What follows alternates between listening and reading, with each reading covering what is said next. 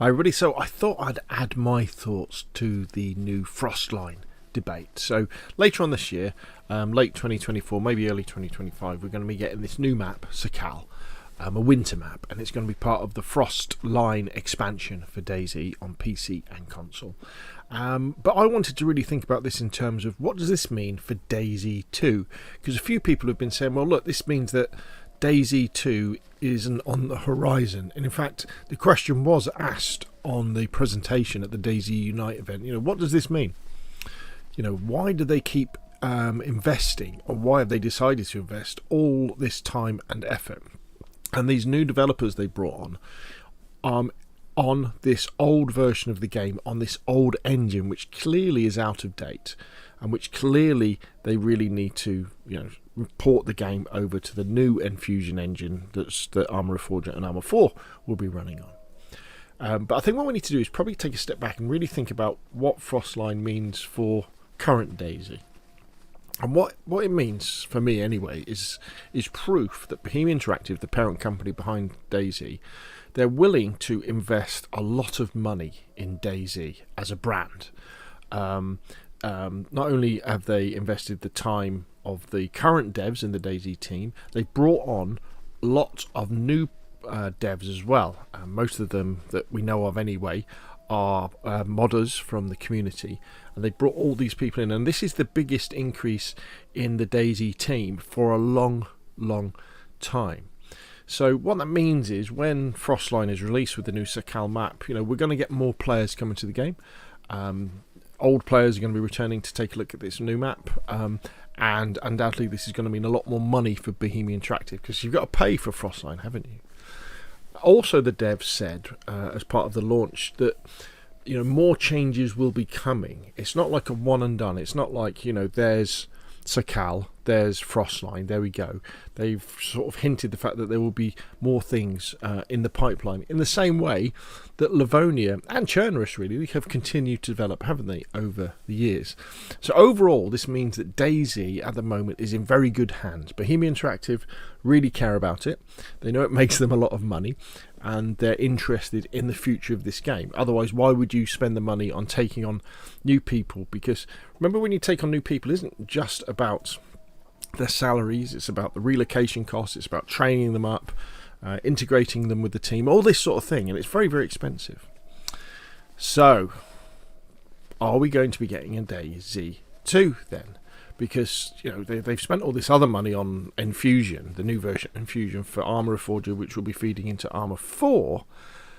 But I think the thing we have to remember is that the Infusion Engine, at the moment anyway, sort of mid-May 2024, it's still, I think, a long way off ready for Arma 4. And I think, although it's running really well now, and it's a pleasure to play Arma Reforger, all of the things that Arma 4 will need, I don't think they're in Reforger yet, in the Infusion Engine yet. And I think Bohemia Interactive really learnt, or hopefully really learnt, from the release of Arma 3 and the release of Arma Reforger, and you could argue sometimes the release of DayZ standalone, that it's very important that Arma 4 has a really good release. Reforger had a really rough release, and it crippled it. You had all this excitement because it was coming out on Xbox consoles, and it was coming out on PC, and it was like, oh, this is going to be the new Arma. And then there wasn't much in it, and lots of it didn't work properly, and you had to pay money for it. It might have been different if it had been a free sort of beta for everybody to play with that way, but it wasn't. You paid money for it. You kind of expect something when you pay money for it to do that way. And so the fact that it's only now starting to gain traction in terms of really increasing the player base, they don't want that for Arma 4. When Arma 4 comes out, it must be good and ready to go from the get-go. When Arma 3 released, there was no single player campaign for it. It didn't come out till several months later. And DayZ standalone, when that came out, there was lots of problems like that, because the environment that Arma 4 will be releasing in and DayZ 2 will be releasing in, there's a lot more competition out there for this sort of game, and there's a lot more competition that's good. If you think about with Arma, you've got games like Hell Let Loose, you've got games like Squad, You've got people are playing lots of different games. They're playing extraction shooters. You've still got the likes of COD and Battlefield around there like that. And even in the survival space, you've got, obviously with DayZ, you've got the DayZ clones, but people who were playing DayZ are playing things like Grey Zone Warfare. And so there's a lot of different things that people can spend their time on. However, this is my theory. This is my theory about Frostline, and especially the bigger DayZ team, this new DayZ dev team that are coming together. I think what we're seeing is a ramping up of the DayZ development team's firepower, for lack of a better word.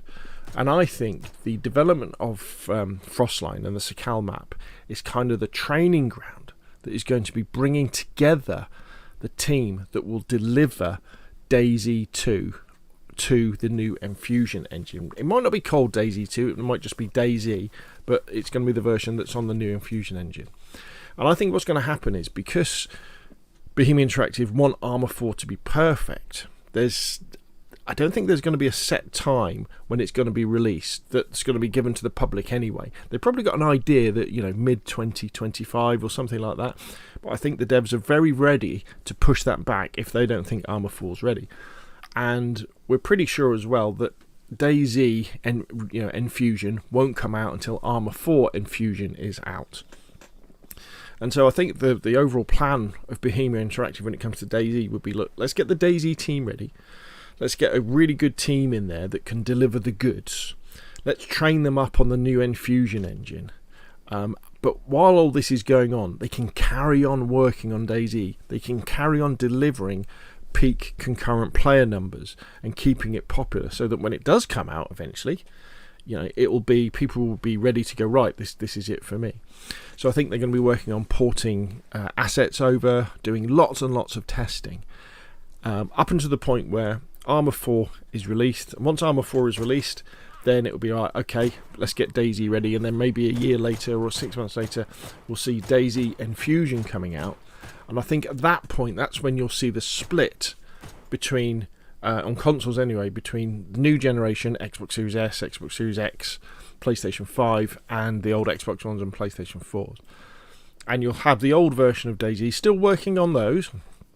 And, it'll still be a great experience, because you'll have Chernerus, you'll have Livonia, and you'll have the new Sakhal map with Frostline. But then your PCs and your new generation of consoles will then have the new Infusion version of DayZ, and that will fork development then. So then we'll see lots of different things happening. And I think the whole point of the new Infusion Engine is that it makes modding and it makes further developments for games much easier than it used to be. So we'll see new maps coming a lot faster, new features coming in a lot faster. We'll see mods available on console, because you've got the internal workshop that's part of the game, which we have in Arma Reforger at the moment anyway. So there we go. So for me, the announcement of Frostline and the Sakhal map actually means that DayZ 2 or DayZ Infusion is closer than ever, because for me, I think that Frostline is all about beefing up the DayZ dev team, so it's got to be ready to deliver DayZ 2 as soon as Infusion is ready to take it. Okay, there we go. But what do you think? Put your questions and comments down below. If you enjoyed the video, hit like. If you want to see more of the same, press subscribe. And of course, I'll see you again soon.